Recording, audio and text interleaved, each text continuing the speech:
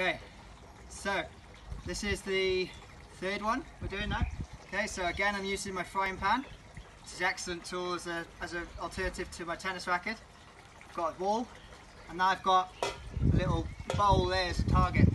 Okay, and all I'm going to do now is from the side, I'm going to try and get it in that side. Now if you've got siblings, if you've got like two children that are really competitive, which I know they are often, okay, then you can do this one.